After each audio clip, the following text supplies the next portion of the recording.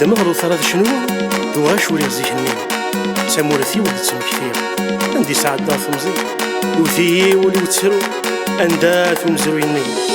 سيل عذر رومان فكايث مشهور ذميس صالدا يسمان انواية سون سميس سيل عذر رومان فكايث مشهور ذميس صالدا يسمان انواية سون سميس ذم زروي دينان هاوين يتسون ثريس ذم زروي دينان هاوين يتسون ثريس صالدا يا صالدا صالدا يا صالدا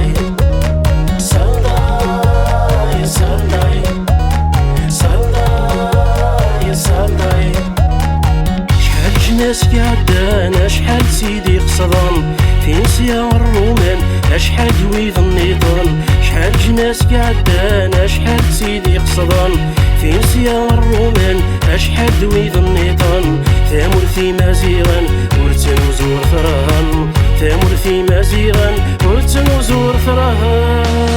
صلى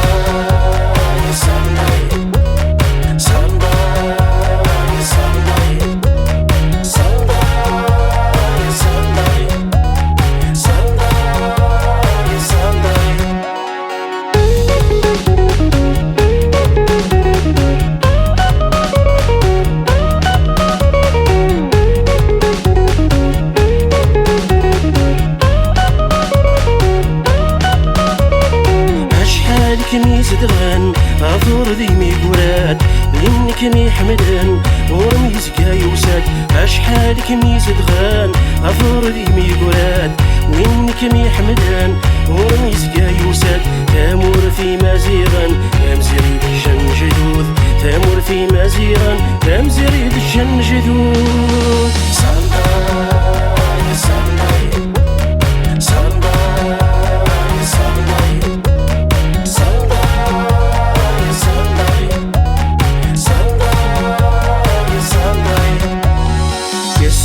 مثلي لها قولنا غنتساويث شفيتها شمع في ثواه ومنو فات لويث السن مثلي لها قولنا غنتساويث شفيتها شمع في ثواه ومنو فات لويث تامور في مزيغا ورتتساون يا عذاون تامور في مزيغا ورتتساون يا عذاون